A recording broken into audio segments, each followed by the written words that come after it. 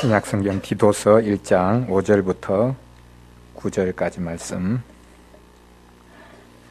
우리 찾아서 같이 한 목소리로 읽겠습니다. 디도서 1장 5절부터 9절까지 말씀입니다. 우리 같이 읽겠습니다. 내가 너를 그레데에 남겨둔 이유는 남은 일을 정리하고 내가 명한 대로 각 성에 장로들을 세우게 하려 함이니 책망할 것이 없고 하나네의 남편이며 방탕하다는 비난을 받거나 불순종하는 일이 없는 믿는 자녀를 둔 자라야 할지라. 감독은 하나님의 청지기로서 책망할 것이 없고 제 고집대로 하지 아니하며 급히 분내지 아니하며 술을 즐기지 아니하며 구타하지 아니하며 더러운 이덕을 탐하지 아니하며 오직 나그네를 대접하며 선행을 좋아하며 신중하며 의로우며 거룩하며 절제하며 믿번 말씀의 가르침을 그대로 지켜야 하리니 이는 능히 바른 교훈으로 근면하고 거슬러 말하는 자들을 책망하게 하려 함이라. 아멘. 사도 바울이 믿음의 아들 디도에게 내가 너를 그레데에 남겨둔 이유는 남아있는 일을 정리하기 위함이요 특별히 각 성의 장로들을 세우게 하려 합니다 라고 말씀하고 있습니다. 복음을 전한 이후에 그 복음으로 교회가 세워지고 신자들이 신앙생활을 하기 시작했는데 그 교회가 구원을 온전히 이루고 복음 사역을 효과적으로 감당하기 위해서는 직분자가 세워지는 것, 그것이 무엇보다 중요하다라는 것을 사도 바울이 우리에게 권면해주고 있습니다. 오늘 재직 수련의 둘째 시간을 맞이하면서 직분자로 세워지는 것, 그것이 어떤 과정을 통해서 세워지는가, 그것에 관해서 같이 한번 살펴보는 시간을 가지도록 하겠습니다. 누가 직분자를 세우는 것입니까? 하나님께서 직접 세우십니까? 구약시대에 하나님께서 직분자들을 직접 부르시고 또 세우기도 하셨습니다. 그런데 신약 성경으로 넘어와 보면 이제 초대 교회가 세워지고 그 이후에 직분자를 세울 때 하나님께서 직접 개입하시는 그런 과정을 보기는 힘듭니다. 물론 배후에서 삼위 하나님께서 역사하시지만 하나님께서는 이미 먼저 세워주신 사도들을 통해서 또 먼저 세운 직분자들을 통해서 그 이후에 직분자들을 지속적으로 세워가셨다. 그래서 하나님께서 직분자를 부르시지만 그 직분자가 세워지는 과정은 질서 없거나 또한 혼란스러운 방식이 아니라 교회를 통해서 특별히 교회의 회중을 통해서 하나님께서 그 직분자가 부름받은 그 소명 그것을 확인하는 과정을 통해서 세워가신다라는 것을 우리에게 보여주고 있습니다. 우리가 이것을 같이 한번 살펴보도록 하겠습니다. 오늘은 특별히 우리 교재 뒷페이지에 나와 있는 벨직 신앙고백서 제31장에 근거해서 우리 여러 가지 말씀들을 같이 좀 종합적으로 해서 교회의 직분자들이 세워지는 과정, 그리고 그 직분자가 교회 회중들과 더불어 어떻게 주의 교회를 든든하게 세워갈 수 있는가, 이것을 같이 한번 살펴보도록 하겠습니다. 먼저 첫 번째로 우리가 생각해야 될 것은 그리스도께서 직분자들을 세우셨다. 주님이 친히 교회를 다스리고 통치하시는데 그 통치를 이제는 간접적인 방식으로 하신다. 직분자를 통해서 수행하신다. 직접 통치하셔야 되는데 그 통치를 직분자들에게 맡기셔서 직분자들을 통해서 교회를 다스리신다. 예수님이 직접 그리고 하나님께서 직접 우리에게 나타나셔서 이렇게 하라 저렇게 하라. 물론 그것을 기대하는 분들이 있고 지금도 그것을 찾는 분들이 있습니다. 교회 목사의 설교보다는 직접 하나님께서 나에게 말씀해 주시면 좋겠다. 그런 신비한 길을 찾아가려고 하는 분들이 있습니다. 그러나 우리가 성경을 통해 확인해 볼 수 있는 것은 신약시대 주님께서 교회를 세우신 이후에는 교회의 직분자들을 통해서 자기 백성에게 말씀하시고 그들을 다스리기를 기뻐하셨다. 그래서 작년 기억하시기는 힘들겠지만 재직 세미나를 하면서 벨직 신앙고백서 30장 그리고 칼빈의 기독교 강요를 통해서 하나님이 왜 사람을 세우셔서 부족한 사람을 세우셔서 그들을 직분자로 세우셔서 교회를 통치하시는가? 직접 하시면 될 텐데 왜 사람을 세우셔서 하시는가? 사람이 실수도 할 수 있고 범죄를 저지를 수도 있는데 왜 굳이 사람을 세우셔서 지금도 교회를 다스리시고 주님은 스스로 뒤로 물러나시는 것 같은 그런 모습을 취하시는가? 그것을 살펴본 적이 있습니다. 그래서 실은 교회가 세워지고 난다. 물론 직분자를 통해서 교회가 세워지기도 하지만 말씀의 직분자를 통해서 세워지기도 하지만 교회가 세워진 이후에도 지속적으로 직분자를 어떻게 세워가느냐 그것이 교회의 사활이 걸린 문제입니다. 교회가 서느냐 넘어지느냐 교회가 사느냐 심지어 죽느냐 그것이 어디에 달려 있는가 직분자를 어떻게 세우는가 주님이 주신 주님의 통치를 대행하도록 주신 직분이 어떻게 그 교회 내에서 이해되고 어떤 직분자를 세우느냐 그것이 가장 중요한 문제다라는 것을 알 수 있습니다. 그래서 첫 번째로 우리는 그리스도께서 이 직분자를 세우셔서 지금도 교회를 통치하신다. 그것을 우리가 한번 마음속에 다시금 깊이 새겨볼 필요가 있겠습니다. 요즘은 이제 직분에 대한 이 강조가 점차 이제 뒤로 물러가는 것을 볼 수 있습니다. 어떤 직분 이야기를 하면 그것은 이제 옛날 이야기하는 것이 아닌가. 또 직분자들이 자기 자리를 유지하기 위해서 하는 이야기가 아닌가.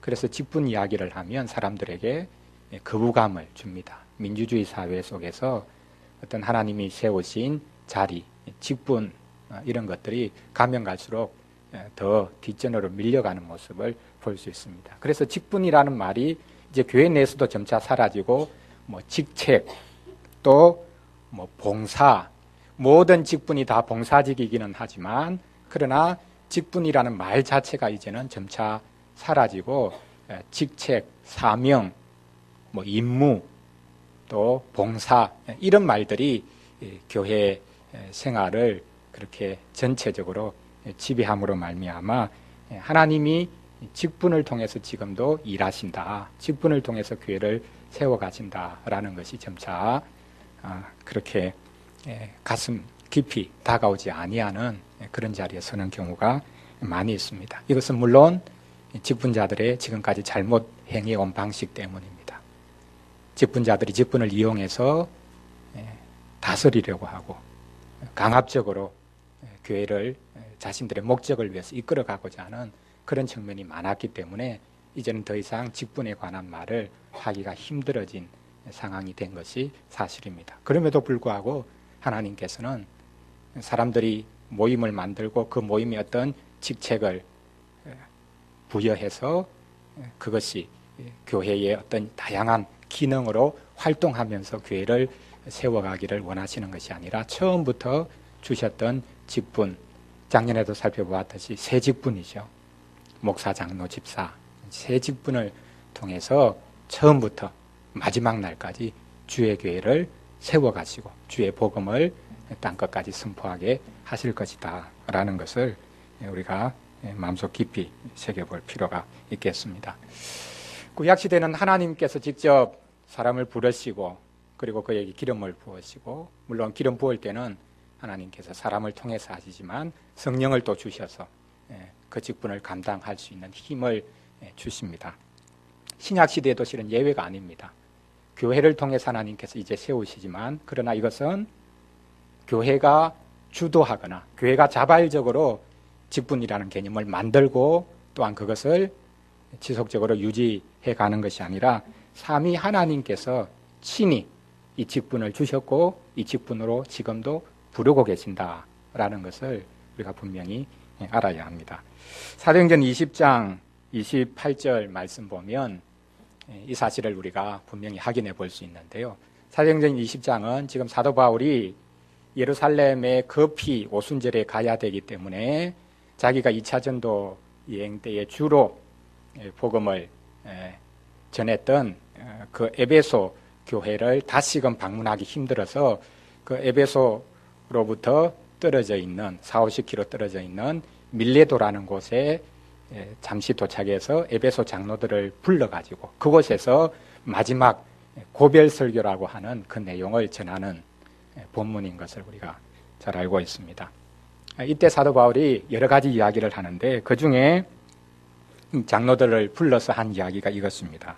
성령께서 여러분들을 감독자로 삼았습니다. 그래서 주님께서 자기 피로 사신 교회를 보살피게 하셨습니다. 여기 보면 성령님이 여러분들을 감독자로 삼았습니다. 교회가 회중이 장로를 세웠습니다. 적극적으로 개입했습니다. 관여했습니다. 물론 사도 바울 자신이 관여했을 것입니다. 그럼에도 불구하고 사도 바울이 하는 이야기는 여러분이 감독자로 선 것은 성령님께서 여러분을 세운 것입니다. 이것을 잊지 마십시오.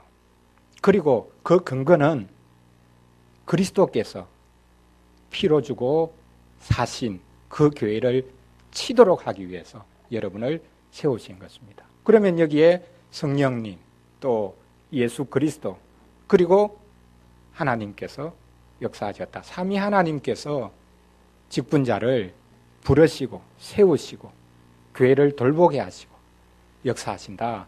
그것을 분명히 확인을 해볼 수 있습니다. 오늘 오전에도 말씀드렸지만 그렇기 때문에 직분자는 유일한 직분자인 예수 그리스도, 성령으로 충만해서 모든 직분자의 사역을 온전히 성취하시고 또 감당하신 예수 그리스도, 그분을 나타내고 드러내어야 합니다. 그래서 직분자는 어떤 상황에서도 예수 그리스도를 나타내야 되고 예수 그리스도의 말씀을 해야 합니다. 자신의 뜻을 나타내는 것이 아니라 왜 직분자로 세우셨는가? 그것은 예수 그리스도 그분이 교회를 다스리시고 이 땅 가운데 지속적으로 복음을 증거하시는 그 사역을 하실 것을 대신 맡기셨기 때문에 직분자는 모든 교인들도 마찬가지겠지만 자신이 예수 그리스도인 것처럼 예수님을 대신해서 이 세상에 나타나는 것처럼 해야 됩니다. 그것은 예수님이 어떤 옷을 입고 다니셨을까 해서 예수님이 입으셨을 것 같은 옷을 입고 다니라. 예수님이 어떤 소리, 어떤 음성, 어떤 톤으로 말씀하셨을까? 그걸 생각을 하면서 그 흉내를 내라. 그런 이야기가 아니죠. 예수님께서 직분자로 이 땅 가운데서 구원의 사역을 이루셨는데 그 일은 우리가 흉내낼 수 있는 것이 아니지 않습니까? 우리가 흉내낸다고 예수님의 구속 사역을 우리가 대신할 수 있는 것도 아니고 이미 이루어진 것을 우리는 이 땅 가운데 선포하고 또한 그것을 재차 확증하는 그 일을 할 수밖에 없는데 그 그리스도의 마음으로 행해야 된다. 그리스도의 말씀을 하는 자가 돼야 된다. 목사만이 아니라 목사는 설교를 하니까 뭐 늘 성경 말씀을 말하는 사람이고 그 외에 다른 직분자들 우리 성도들은 목사가 아니니까 세상 말을 하며 산다. 그게 아니죠. 모든 성도와 모든 직분자는 예수 그리스도의 말씀을 하는 사람이다. 그것을 우리가 먼저 새겨 보아야 되겠습니다.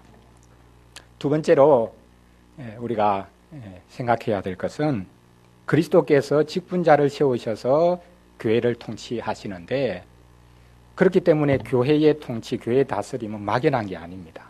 교회는 영적인 기관입니다. 이 두 가지 단어를 우리가 생각해 볼 필요가 있습니다. 하나는 교회는 영적이다.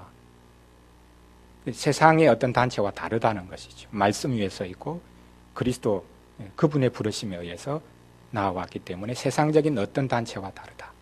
그럼에도 불구하고 교회는 하나의 눈에 보이는 기관입니다. 교회를 그냥 영적인 것이요 막연한 것이라고 생각해서 또 예수님의 다스림을 그냥 막연한 것으로 생각해서 무슨 음성을 들어야 된다든지 그냥 아무런 기반 없이 그냥 내 속에서 뭔가 감정적으로 일어나는 어떤 일들 그런 것을 구원으로 우리가 착각하면 안 됩니다. 분명히 눈에 보이는 모습으로 그리스도께서 지금도 교회를 통치하시고 나타나십니다. 그것이 교회를 통해서 나타나고 특별히 직분을 통해서 나타납니다. 그래서 교회는 영적일 뿐만 아니라 또한 눈에 보이는 하나의 기관이다. 그래서 세상 사람들이 볼 때는 교회도 뭐 우리와 똑같구나, 그렇게 그냥 보는 것입니다. 뭐 직책이라는 어떤 자리들도 있고, 목사, 장로, 집사, 교회를 이끌어가는 사람들도 있고, 교인들도 있고, 뭐 조직을 만들고, 뭐 그 조직을 유지하기 위해서 헌금도 하고, 뭐 이렇게 그냥 우리와 똑같이 세상 어떤 기관과 똑같이 다를 바 없이 그냥 돌아가는 그런 하나의 단체구나 생각합니다. 일리가 있습니다. 교회는 눈에 보이지 않는 그런 추상적인 곳이 아니라 분명하게 눈에 보이게 이 세상에 심겨졌고 이 세상에 나타납니다.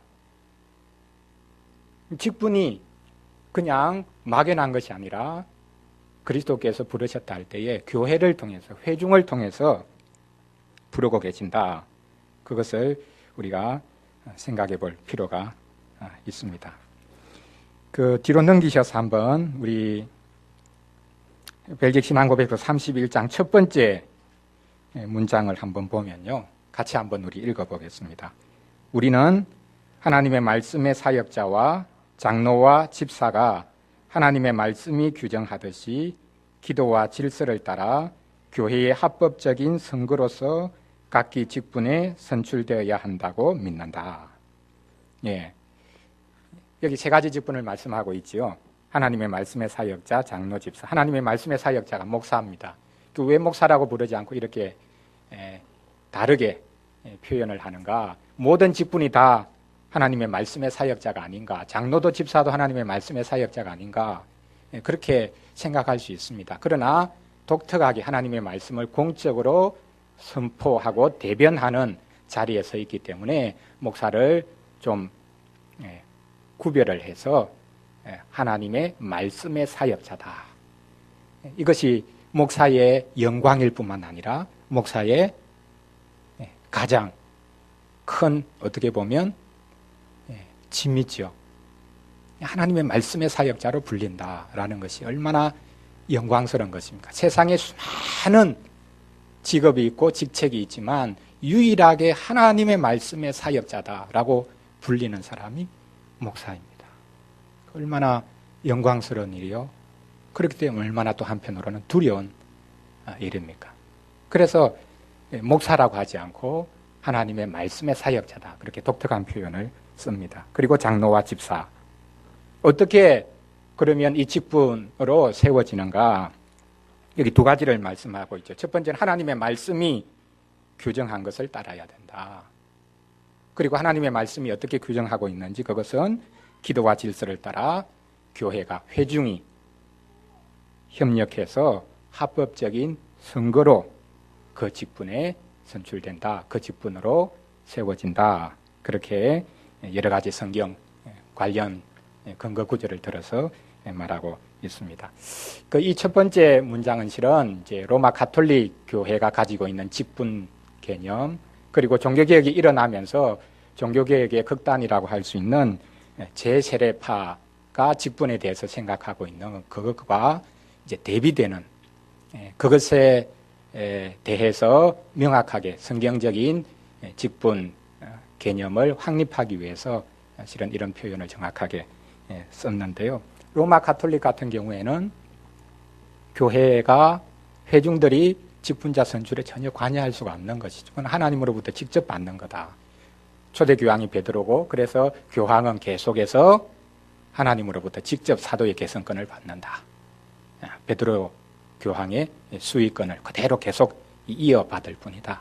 그래서 그 교황과 그 교황을 보좌하는 주교들에 의해서 그 주교들이 실은 다 교회의 유일한 직분자가 되어서 교회를 다스려 나가죠.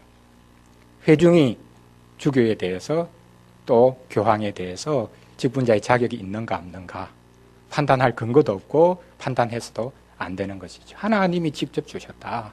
그래서 회중은, 교회는 절대 그 일에 관여할 수 없다. 그래서 교황이 교회요, 주교가 교회입니다. 주교가 있는 곳에 교회가 있다. 그렇게 말을 했습니다. 이제 그것에 대해서 이제 종교개혁은 분명하게 성경적인 개념을 외치기 시작했는데, 이제 여기에 한 극단이 생기죠. 제세례파 같은 경우인데, 제세례파는 철저하게 주관적인 방향으로 나갔습니다. 그것은 누구든지 성령께서 자기에게 감동을 주시고 자기를 직분자로 불러주셨다는 그런 느낌을 받으면 자기가 직분자가 되는 것입니다. 우리 한국 같은 경우에도 이제 그렇게 해서 소위 말해서 이제 이단이 되고 교주가 되는 경우가 많죠. 하나님이 나를 직접 불러주셨다. 사람이 나를 판단할 수 없다. 하나님이 불러주셨는데 당신들이 왜 나를 판단하느냐? 나는 하나님의 직접 부르심에 의해서 목사가 된 거고 또한 하나님의 말씀을 선포하는 자다. 그러니 내 말을 들어라. 교회에서 인간적인 방식으로 선출된 직분자보다 하나님이 나를 직접 불렀으니 나의 직분자됨은 훨씬 더 고상한 것이고 그것은 훨씬 더 영적인 것이다. 주관적인 방식으로 하나님이 자기를 불러주셨다는 느낌만 있으면 누구든지 직분자로서 말씀을 전할 수 있다.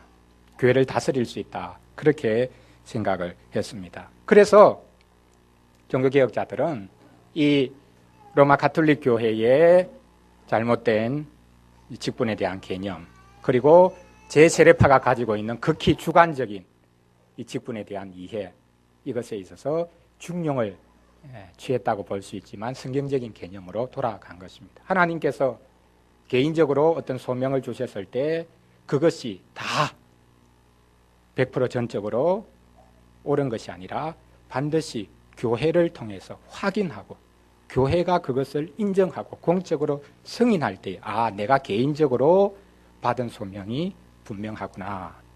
그것을 거치도록 만들었습니다. 그래서 여기 보면 하나님의 말씀이 규정한 대로 따라야 된다 하면서 말씀의 규정, 그것이 어떤 방식으로 이루어지느냐 하면 교회가 회중이 기도하는 가운데 질서를 따라서 합법적인 선거로서, 선거는 세상적인 거 아니냐, 인기 투표하는 게 아니냐, 그럴 수 있습니다. 교회에서 직분자를 세울 때도 특별히 교회 규모가 클 때는 교인들을 잘 모르니까, 후보를 잘 모르니까 얼굴을 잘 띄게 하는 방식을 찾을 수밖에 없죠. 그런 교인이 직분자가 될 가능성이 많죠. 선거는 인간적인 거다. 인기 투표하는 거다.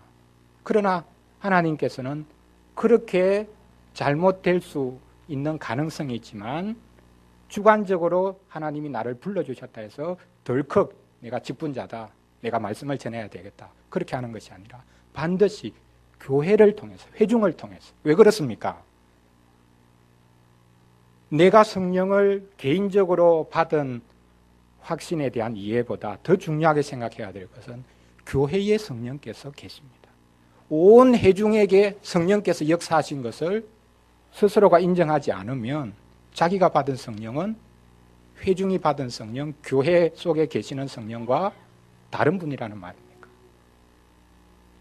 그래서 반드시 회중을 통해서, 회중의 선출을 통해서, 선거를 통해서 직분자로 세워지는 것이 합당하다. 그렇게 말할 수 있습니다. 회중의 적극적인 참여가 필요합니다. 구약시대에는 이제 직분에 종종 제비뽑기를 해서 직분자로 세워지는 경우도 있었죠. 잠언서 16장 33절 말씀에 보면 제비를 뽑는 것은 사람이 하는 일이지만 그 결과는 하나님의 손에 있다. 그렇게 말을 했습니다. 자, 오늘날 직분자를 뽑을 때 제비뽑기를 하는 것이 제일 좋겠다. 그럼 어떻게 생각합니까? 맞습니까? 왜 제비뽑기를 했겠습니까? 사도행전에 보면 이제 가룟 유다가 이제 죽고 난 다음에 그 한 자리를 채워야 되겠다고 했을 때 이제 두 사람을 추천을 하죠. 그 두 사람 중에 누가 이 사도의 한 자리를 채워서 사도직이 온전하게 수행되도록, 그래서 교회가 사도적인 교회가 되도록 하면 좋겠습니까? 교회가 기도합니다. 그리고는 한 행동이 뭡니까? 제비뽑기한 것이죠. 누가 더 성령이 충만한가? 누가 더 하나님의 말씀을 잘 알고 있는가? 그걸 잘 따져서 선거를 할 수 있습니다. 그런데 왜 제비뽑기를 한 것입니까? 그 이후에 직분자를 세울 때 제비뽑기를 했는가? 성경에서는 잘 확인하기가 힘듭니다. 그 왜 제비뽑기를 했느냐 하면 누구나 다 하고 싶어 하고 그렇게 해서 떨어진 사람이 마음 상할 수 있으니까 제비뽑기 하자. 뭐 그런 게 아니죠. 감히 자기들이 스스로 판단할 수 있는 자격이 없다고 생각했을 때 취한 방식이 제비뽑기입니다. 근데 요즘 일어나는 제비뽑기는 전혀 다른 것이죠. 누구나 다 하고 싶어 하고 그렇게 하니까 좀 결과를 조금은 무마시키기 위한 그런 방식으로 이제 제비뽑기를 하는데 실은 성경에서 분명히 제비뽑기가 있지만 그것은 철저하게 우리 인간이 충분히 판단할 수도 있지만 이것을 하나님께 올려드려서 하나님께서 이 일에 결과를 주시기를 원합니다. 겸손히 하나님 앞에 엎드리는 그런 관점으로 제비뽑기를 했습니다. 그 이후에는 요즘 뭐 우리가 직분자를 세울 때 당연히 하는 방식이듯이 뭐 투표를 하고 그 투표는 이제 무기명 투표다. 뭐 그렇게 우리가 알고 있습니다. 그런데 사도행전 14장 23절 말씀에 보면요. 여기 좀 흥미로운 구절이 등장을 하는데 사도 바울이 선교 여행을 하고 난 다음에 돌아와서 재차 복음을 전했던 지역으로 가서 방문을 하지 않습니까? 그 방문의 목적이 오늘 우리가 읽었던 디도서에도 분명히 나오지만 교회가 세워지고 난 다음에 그 교회가 계속 믿음으로 잘 말씀 위에 서기 위해서는 반드시 장로를 세워야 된다. 직분자를 세워야 된다. 그 중요성 때문에 자기가 다시 방문하는 교회, 방문한 목적은 직분자를 세우기 위함이었습니다. 각 교회에서 장로들을 택하여 금식 기도하고 주께 그들을 위탁했다. 복음을 전한 곳에 다시 간 이유가 여러 가지 목적도 있겠지만 장로를 세우기 위함이다. 교회 직분자를 세우기 위함이다. 그런데 여기서 장로를 택했다 할 때 이 택했다라는 표현은 거수로 했다. 그런 뜻을 지니고 있는 단어입니다. 그러니까 초대교회 때 각 교회에 복음이 처음 들어가고 교회가 세워지고 난 다음에 직분자를 세울 때는 아마 거수로 한 것 같습니다. 무기명 투표가 아니라 어떤 후보자를 내고 자 이분이 직분자로 세워지는데 동의하는 분 손 드십시오. 그렇게 아마 거수로 했다. 이제 그렇게 이제 간접적으로 추론을 해볼 수 있는 부분인데요. 그게 뭘 말합니까? 공개적인 것이죠. 엄밀히 비밀스럽게 하는 것이 아니라 하나님께서 개인적으로 불렀다라고 생각하는 사람이 기다릴 때에 교회가 공개적으로 그 후보에 대해서 그 대상자에 대해서 기도하면서 세워갔다라는 사실을 우리가 확인해 볼 수 있습니다. 그래서 직분자를 세울 때는 온 회중이 적극적으로 참여해야 되고 기도하는 것이 중요하다.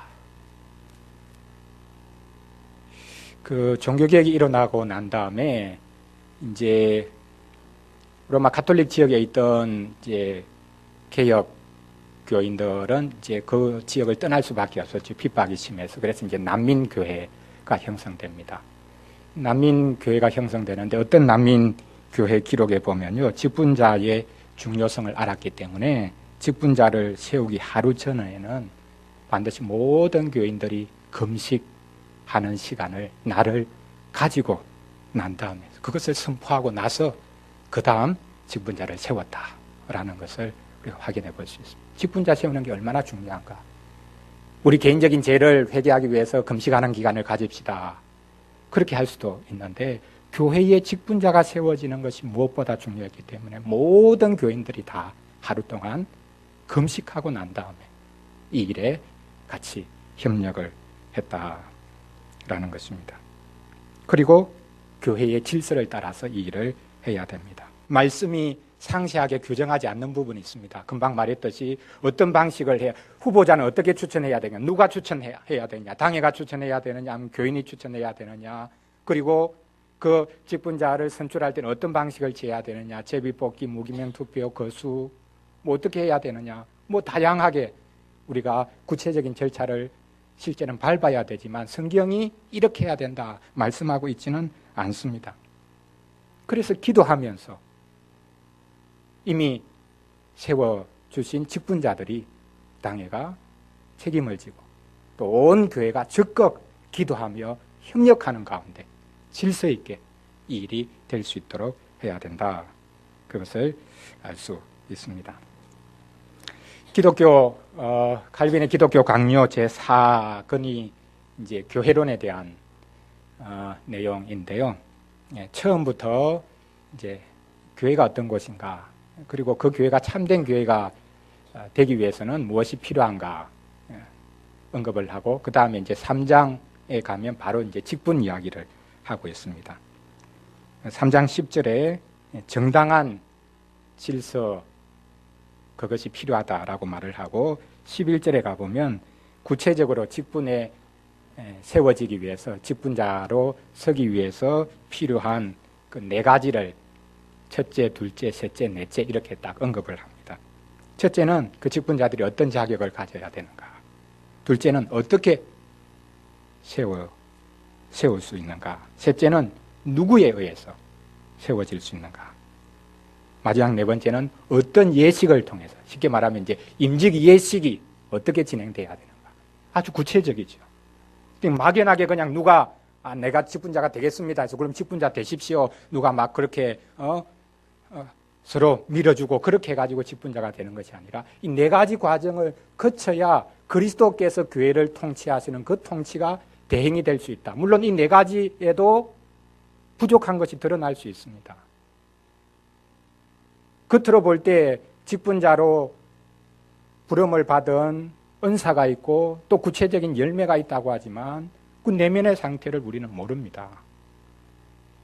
그럼에도 불구하고 주님께서는 교회를 세우셔서 이것이 눈에 보이는 구체적인 방식을 지혜롭게 기도 가운데 밟아가면서 직분자를 세워야 된다. 그럴 때에 교회는 그 직분자에게 순종함으로 그리스도의 통치를 직접 받는 자리에 설 수 있다라고 말하고 있습니다. 세 번째로, 그렇기 때문에 우리는 직분을 소중히 생각해야 된다. 우리 각자가 직분에 대해서 어떤 생각을 가져야 되는가, 그것을 한번 살펴볼 필요가 있는데요. 신앙고백서 우리 31장 그 첫 번째 문장 다음 문장을 우리 같이 한번 읽어보면 좋겠습니다. 문장이 3문장 바로 이어지고 있는데요. 그러므로부터 우리 같이 한번 읽어보겠습니다. 그러므로 각자가 적절하지 않은 방법으로 자기를 밀어넣지 않도록 주의해야 한다. 각자는 하나님이 불러주실 때까지 기다려야 한다. 그래야 확실한 증거를 갖고 자기 소명이 주님으로부터 온 것임을 확신할 수 있기 때문이다. 교회의 적절한 기도 또한 합법적인 선출을 통해서 직분자가 세워지기 때문에 다른 방식, 인간적인 방식을 동원해서는 안 된다. 하나님이 불러주실 때까지 기다려야 한다. 그래야만 자신이 하나님 앞에 소명받았다라는 것이 확실해진다. 그러므로 그 확신을 가지고 직분 사역을 수행할 수 있지 않겠는가. 그런 정당한 절차를 밟아도 늘 직분자에게는 내가 이 직분으로 부름받은 것이 맞는가 늘 회의할 수 있죠. 내가 목사가 된 게 진짜 맞는 건가, 내가 착각한 게 아닌가, 그런 의심을 늘 하곤 합니다. 정당한 절차를 밟아서 했다 할지라도 그럴 수 있는데 자신의 순간적인 판단이나 어떤 열정, 그것을 가지고 어떤 직분에 자신을 세우려고 하고 교회가 그것을 덜렁 받았을 때에 얼마나 큰 어려움이 생길 수 있는가, 그것을 확인해 볼 수 있습니다. 그래서 여기 직분을 우리가 소중히 생각하면서 먼저는 기다림과 사모함 사이에 균형이 필요하다. 이것을 한번 생각해 볼 필요가 있겠습니다. 먼저는 기다려야 되는 것입니다. 히브리서 5장 4절에 보면 제사 직분, 레위의 제사장 직분에 관해서 말을 하면서 이 종귀는 아무도 스스로 취할 수가 없다. 아론처럼 하나님의 부르심을 받은 자야 된다. 직분은 하나님께서 불러주신 자만이 할 수 있기 때문에 자기가 스스로 하겠다고 나설 수 없다는 것이죠. 기다리라. 하나님이 불러주실 때를 기다리라. 그러면 무작정 기다리면 됩니까? 무작정 기다리면 어느 순간에 하나님이 원하시면 음성을 들려주십니까? 아니죠. 직분에 대한 사모함이 있어야 돼요. 그걸 디모데전서 3장 1절에서 말씀하고 있죠. 감독의 직분을 얻으려고 하는 사람은 선한 일을 사모하는 것이다. 그 말이 무슨 말입니까? 감독의 직분을 얻기 위해서 사모하는 것, 그게 좋은 일이다라는 거죠. 장로가 되겠다고 내가 장로가 돼야 되겠다. 목사가 돼야 되겠다. 그런 마음을 품는 것, 그것이 좋은 일이라는 거죠. 세상의 대통령이 되고 한 회사의 CEO가 돼야 되겠다. 그렇게 하는 열심, 그것보다 교회의 직분자가 되겠다라고 하는 게 글쎄 비교를 해야 되는지는 모르겠지만 훨씬 더 그게 좋은 일이다. 그 선한 것을 사모하는 것이다. 그렇게 말씀하고 있습니다. 이 두 가지 사이에 어떻게 균형을 이룰 수 있겠습니까? 사모하면서 공적으로 세워줄 때까지 기다리는 것. 그 직분에 자기는 사모함이 있는데 교회가 세워주지 않았다. 그러니 나는 다른 교회를 찾아가겠다. 어떻게 균형을 잡아야 되겠습니까? 하나님이 나를 불러주셨는데 왜 세워주지 않느냐? 나에게 사모함을 주셨다면 반드시 세워주셔야 되는데 회중이 지금 잘못하고 있는 건가? 나를 못 알아보고 있는 건가? 교회 규모를 떠나서 이런 것에 대해서 우리 모두가 고민을 해야 되겠죠. 그리고 합법적으로 선출될 때까지 실은 기다려야 되는데 그 합법적인 선출을 하나님의 부르심으로 우리는 받을 수 있어야 됩니다.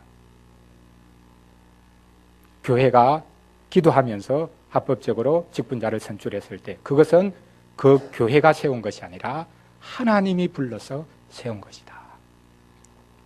신비한 방식으로 확인할 수 있는 것이 아닙니다. 그 교회 회중이 수준이 낮아가지고 인기투표한 그런 것이라면 어떻게 되냐. 그것도 우리는 인정하고 하나님이 그 부족한 모습을 통해서도 직분자를 세우신다. 그걸 우리가 인정할 수 있어야 됩니다. 제가 화란에 있을 때에 거기는 이제 목사 장로가 임기제입니다. 3년 딱 봉사를 하고 3년 되면 이제 그 임기에서 이제 물러나죠. 다시 또 투표를 본인이 소원하는 바가 있고 또 장로 인선위원회 또 목사 인선위원회에서 그렇게 그분을 다시 이제 후보로 내면 교회가 또 다시 투표를 합니다. 그러니까 3년 지나고 사역에서 물러나고 교인이 투표하고 또 투표하고 그러니까 평생 그곳에 계시는 분들은 투표를 이제 계속 받아야 되는 3년 단위로. 어떤 분은 2번 직분자로 봉사하고 난 다음에 더 이상 나는 교인의 투표를 안 받겠다. 그렇게 선언을 한 분이 있습니다. 왜 내 인격을 교인들에게 여러 번 그렇게 맡겨야 되느냐. 사람이란 게 그렇지 않습니까? 한 번 그분에 대해서 투표한다라고 할 때는 긍정적으로 투표를 하지만 2번째, 3번째 그분을 놓고 내가 투표하자 하면 아무래도 부정적인 방향으로 기울 수밖에 없거든요.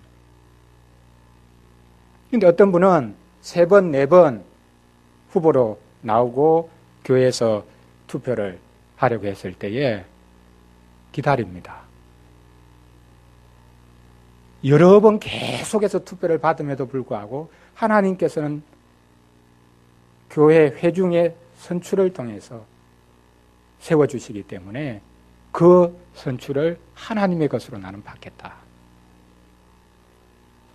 교인들이 선출하지 않으면 당연히 하나님이 나를 부르지 않았다. 그렇게 나는 보면 마음이 편하고, 계속해서 내가 교인의 투표를 받는 힘든 과정을 거치지만 그럼에도 불구하고 하나님이 우리 교회에 이런 제도를 만약 그렇게 선하다고 하셔서 주신 거라면 이것에 내가 복종하겠다. 그래서 교인들이 투표한 그 결과를 나는 하나님의 부르심으로 받겠다.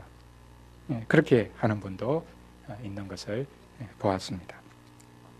중요한 것은 이제 여기 마지막 기록한 부분인데요. 모든 회중이 실은 직분을 받을 준비를 해야 됩니다. 직분을 받을 사람이 정해져 있는 게 아니죠. 북한에 뭐 그런 말이 있다고 하는데요. 이제 군대가 중요하다고 하니까 그들은 모든 군인들의 간부화, 그러니까 사병도 다 간부처럼 그렇게 되도록 훈련을 시킨다. 뭐 교회는 어떻게 해야 되겠습니까? 모든 교인의 직분자화. 그래서 한국교회가 이렇게 직분을 많이 이렇게 주었는지는 모르겠습니다. 바른 원리 위에서 모든 교인들이 다 직분을 사모하고 직분자가 될 준비를 해야 되는 것입니다. 그것이 하나님이 교회를 계속 그리스도를 통해서 다스려 가는 것을 믿음으로 받는 태도가 아닌가. 가면 갈수록 직분에 대해서 경시하고 교회 직분을 받지 않으려고 하는 그런 모습이 많습니다. 물론 뭐 정반대에도 뭐 있을 수 있죠. 교회 직분은 뭐 그냥 누구든지 받을 수 있는 거니까 나도 한번 받아보자. 그런 것이 아니라 정말 주님께서 교회를 통치하시는 것을 직분을 통해서 하시기 때문에 이것에 나도 드려서, 나 자신을 드려서 그리스도께서 교회를 통치하시는 이것이 계속되도록 하면 좋겠다. 부족하지만, 참 어리석지만 주님께서 부족한 나를 통해서, 우리를 통해서 지속적으로 교회를 다스리는 일이 계속되기를 원합니다. 그런 간절함을 가지는 것, 그것이 참 선한 일이다. 그렇게 분명히 말씀하고 있습니다. 이제 직분자로 세워졌을 때 그 직분자와 직분자들끼리의 관계, 그리고 직분자와 회중과의 관계, 그것이 참 중요한 부분이 되는데요. 그 부분에 관해서 특별히 개혁교회가 취하고 있는 교회 정치에 있어서 가장 중요하게 생각하는 것이 있는데, 그것이 여기 네 번째 부분입니다. 직분 내에 그리고 직분 간에 어떤 서열도 없다라는 것입니다. 자, 우리 신앙고백서, 벨직 신앙고백서 31장 우리 두 번째 문단 한번 볼까요? 두 번째 문단 한번 같이 읽겠습니다. 하나님의 말씀의 사역자는 어떠한 위치에 있든지 동등한 권세와 권위를 지닌다. 왜냐하면 그들은 다 유일한 우주적인 주교시요 교회의 유일한 머리이신 예수 그리스도의 종들이기 때문이다. 여기 하나님의 말씀의 사역자, 목사만 지칭했지만 목사, 장로, 집사 다 포함되는 내용일 것입니다. 모든 직분자들은 어떤 위치에 있든지 동등한 권세, 동등한 권위를 지니고 있다. 그들은 다 예수 그리스도, 유일한 직분자이신 예수 그리스도, 유일한 주교이신 예수 그리스도, 교회의 유일한 머리이신 예수 그리스도의 종들이다. 목사 간에 서열이 없다라는 것입니다. 자, 그러면 이 원리에 의하면 한국 교회는 뭐 잘못하고 있죠. 담임 목사, 부목사,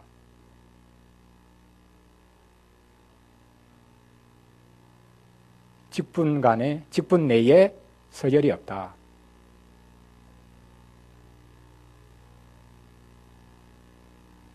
그 여러분 어떻게 해야 되겠습니까? 그 한국의 현실인데요.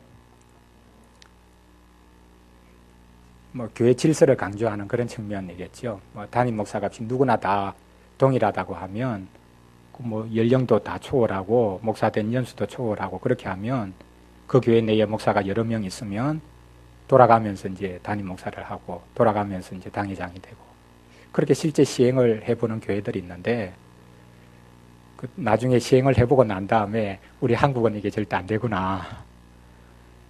그렇게 이야기한 교회들이 참 대부분이었다. 그런 소리를 듣습니다. 원리적인 측면에서 우리가 이것을 실은 새겨드려야 될 필요가 있죠. 직분 내에 서열이 있을 수가 없다. 목사 내에 서열이 있으면 안 된다. 감독 제도를 부인했기 때문에 당연한 것이죠. 감독이 있고 주교가 있고 교황이 있고 그 아래 서열이 쭉 있어서 그렇게 되는 것을 우리는 원치 않는다. 모두가 다 그리스도의 종이다. 그리고 직분 간의 관계도 실은 이제 마찬가지이죠. 각 직분이 역할의 차이가 있을 뿐이지 서열의 차이가 아니다. 목사 밑에 장로가 있고 장로 밑에 집사가 있다. 그래서 집사가 그 다음에 장로로 올라가고 장로가 또 목사로 올라가는 게 그러면 그게 신분이 상승하는 것입니까? 그렇지 않죠. 그러니까 교인 중에서 최고 높은 자리는 장로다. 뭐 이런 생각. 여자 성도들 중에서 최고 높은 자리는 권사다. 원리적으로는 그것이 합당하지 않다. 모든 직분, 모든 직분자는 다 그리스도의 종이다. 그것을 우리가 새길 필요가 있습니다. 마태복음 23장 8절부터 12절까지 해서 하는 말씀이 바로 이것이죠. 너희들은 랍비라고 칭하지 말아라. 너희 선생은 한 분뿐이시다. 심지어 이 표현은 오해할 수 있는 말인데요. 땅에 있는 자를 아버지라고 부르지 말라. 아버지라 부를 수 있는 분은 한 분뿐이다. 자녀가 아버지를 향해서 당신은 아버지가 아니에요. 그렇게 말하라는 게 아니죠. 모두가 다 하나님의 백성이라면 하늘 아버지를 모시고 있다. 그 강조를 하기 위해서 이런 극단적인 표현도 씁니다. 그리고 너희들은 지도자라 칭하기를 좋아하지 말아라. 너희의 지도자는 오직 한 분이시다. 그렇게 말씀하고 있습니다.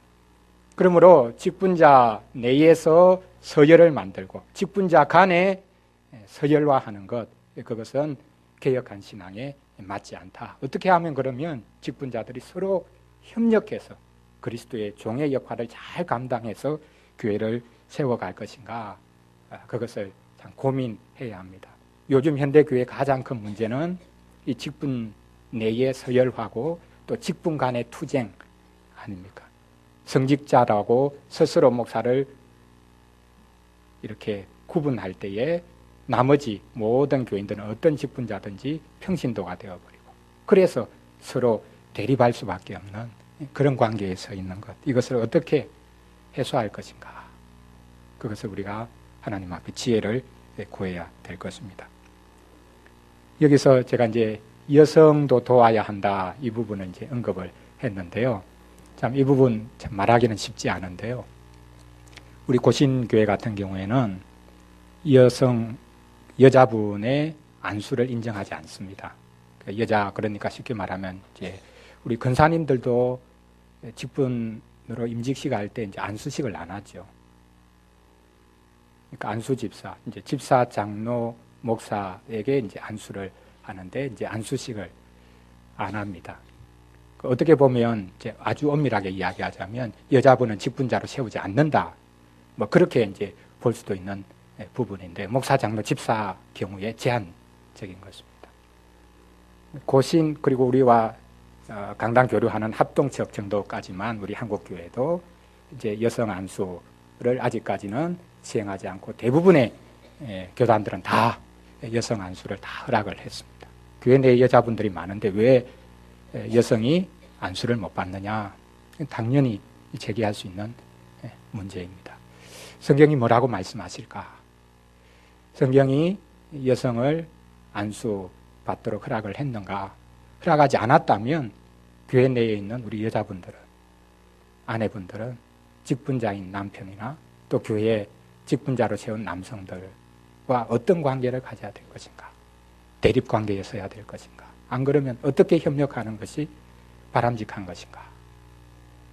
이것이 실은 마지막 시대에 가장 큰 교회에 있는 문제 중에 하나가 아닌가 생각을 합니다. 우리 기회가 있을 때 좀 이런 부분들을 많이 좀 나누면 좋겠습니다. 고신교회는 여성에 대해서 억압하고 있는가? 그런 인상을 또 그런 실제 모습을 가지고 있는 부분이 참 많다. 그렇게 생각할 수밖에 없는데요. 이 부분을 한번 우리가 깊이 과연 하나님이 원하시는 것이 무엇일까 고민을 해봐야 되겠습니다. 마지막 5번째는 직분자로 세워진 분들과 회중이 어떤 관계를 맺어야 될 것인가 라는 것인데요. 우리 벨직 신앙고백서 31장 마지막 3번째 문단 우리 같이 한번 읽어보겠습니다. 하나님의 이 거룩한 규례가 침해되거나 혹은 경시되지 않도록 우리 각자는 말씀의 사역자들과 장로들을 그들의 사역으로 인해 특별히 존경해야 하며 불평하거나 논쟁하지 말고 가능한 한 그들과 더불어 화평을 누려야 한다고 선언하는 바이다. 직분자들을 존중해야 된다. 존중을 할 수밖에 없는 그런 직분의 개념, 그리스도께서 직분을 통해서 교회를 통치하시기 때문에 그 요소가 있기 때문에 직분자들이 존경을 받아야 된다라는 것과 더불어서 그 직분자에게는 정말 이 세상 어떤 직분보다 직책보다 무거운 책임을 받은 것이죠. 이 일방적인 것이 아닙니다. 뭐 이런 표현이 어떨지 모르겠지만 한 나라의 대통령이 감당하고 있는 그 직책보다 더 중요한 것이 교회에 주님이 세우신 직분자의 역할이다. 직분의 역할이다.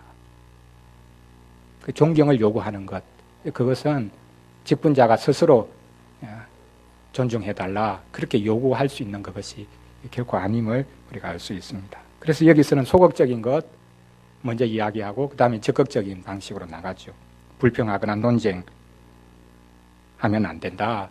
직분자에 대해서 불평할 때는 한국교회 특별히 불평할 때는 어떤 불평을 하겠습니까? 회중들이 직분자의 능력을 가지고 이제 불평을 합니다.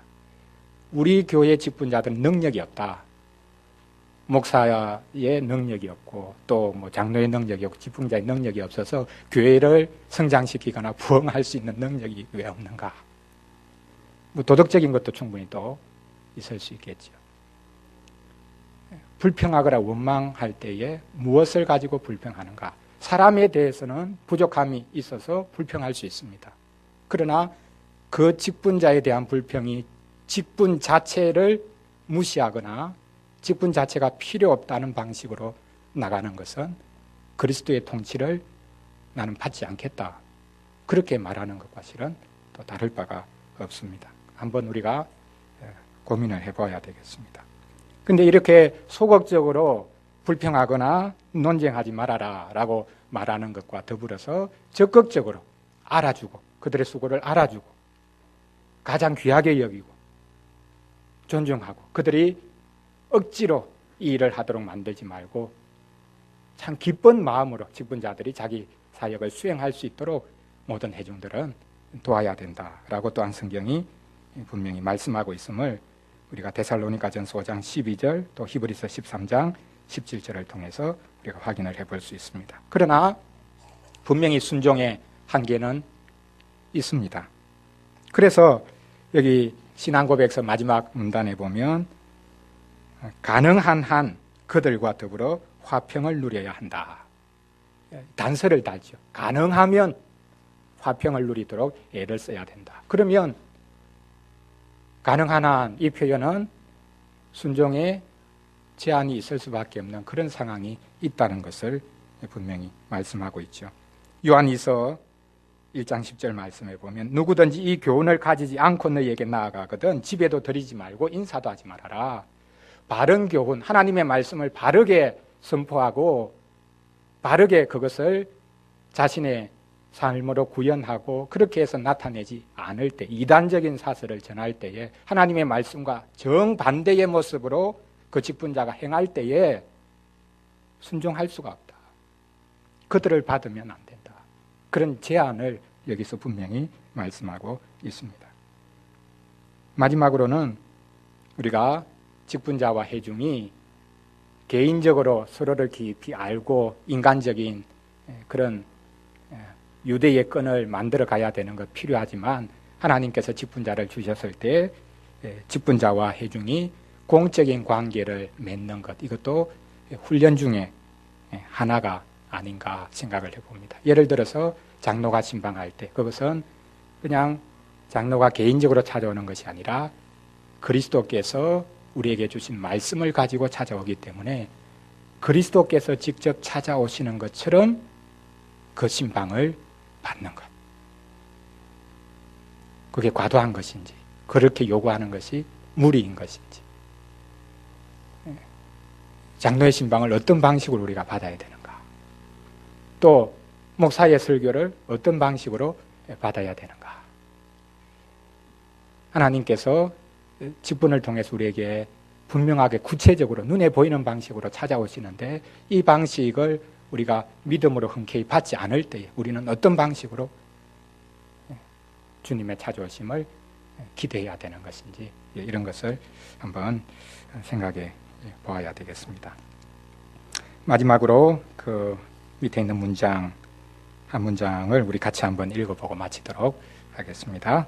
온 회중이 말씀의 규례대로 직분자를 세우고 그 직분을 제대로 수행하도록 협력하여 그리스도의 교회 다스림이 제대로 구현되어야 하겠다. 예. 오늘 우리가 재직 세미나 두 번째 시간이어서 여러분들에게 직분자의 권위가 어디로부터 오는가, 어떻게 직분자를 세워야 되는가, 그것을 좀 신앙 고백서에 근거해서 구체적으로 한번 생각을 해보았습니다. 저희 교회는 직분을 중요하게 생각하고 있습니다. 직분자들의 쓸데없는 권위의식, 그것이 있다면 내려놓아야 할 것입니다. 그러나 주님께서는 우리에게 가장 좋은 선물로 직분을 주셨습니다. 우리 개인에게는 은사를 주셨습니다. 그러나 교회에는 그 은사가 공적으로 확립되어서 교회를 다스리는 방편으로 직분을 주셨습니다. 그래서 우리는 이 직분을 소중히 생각해야 됩니다. 수많은 직책들을 만들어가고 교회의 다양한 부서들을 만들어가서 교회를 활성화시키려고 그렇게 할 수도 있습니다. 그러나 우리는 우선은 주님께서 주신 이 직분이 제대로 이해되고 세워질 때에 교회가 그리스도의 몸으로 든든히 선다. 그렇게 될 때에 실은 우리 각자의 구원도 완성이 됩니다. 직분자에게 달려있다. 그렇게 극단적으로 말을 할 수는 없겠지만 주님께서는 참 긍휼이 많으셔서 우리가 볼 수 있도록, 보고 따라갈 수 있도록 눈에 보이는 교회를 주셨고 눈에 보이는 사람을 직분자로 세워주셨습니다. 참 이해하기 힘듭니다. 왜 부족한 사람을, 죄를 지을 수 있는 그 연약한 기관을 통해서 구원을 이루어 가시는가, 우리를 불러주시는가, 참 이해하기 힘들지만 주님께서는 이것을 우리에게 또 분명하게 보여주셨습니다. 이 시간 같이 한번 오늘 나눈 내용을 가지고 한 2, 3분 정도 좀 기도하면 좋겠습니다.